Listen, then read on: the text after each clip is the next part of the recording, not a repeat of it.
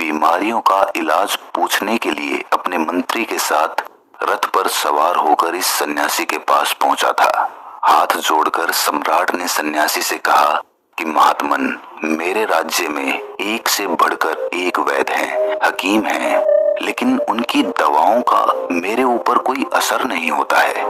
मैं अपनी शारीरिक पीड़ाओं से बड़ा परेशान रहता हूँ। इसी वजह से मैं अपना राजपाट भी अच्छे से नहीं चला पा रहा। सन्यासी ने सम्राट से पूछा कि सम्राट, तुम्हारी कितनी रानियां हैं? सम्राट ने बड़े घमंड के साथ कहा कि 31 रानियां हैं मेरी।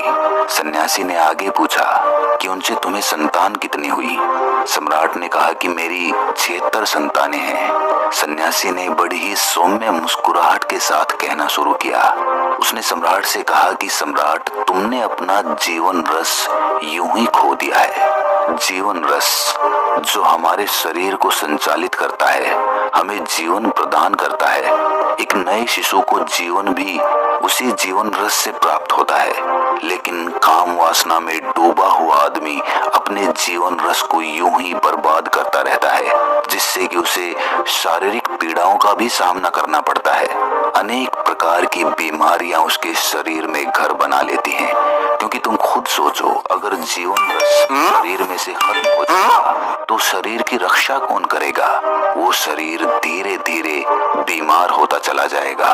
सन्यासी ने आगे कहा कि जो खाना हम खाते हैं, सबसे पहले उससे खून बनता है, फिर उस खून से मांस बनता है, मांस से मज्जा बनती है, मज्जा से हड्डियां, मेद, और उसके बाद वीर्य बनता है, जो कि जीवन रस कहलाता है, जो कि शरीर की ताकत, शरीर का बल होता है। तुमने अपने जीवन काल में अनेक स्त्रियों के साथ संभोग किया, लेकिन तुम ये भूल गए कि क्षणिक आनंद की उपलब्धि के लिए तुम अपने शरीर को न्योछावर कर रहे हो।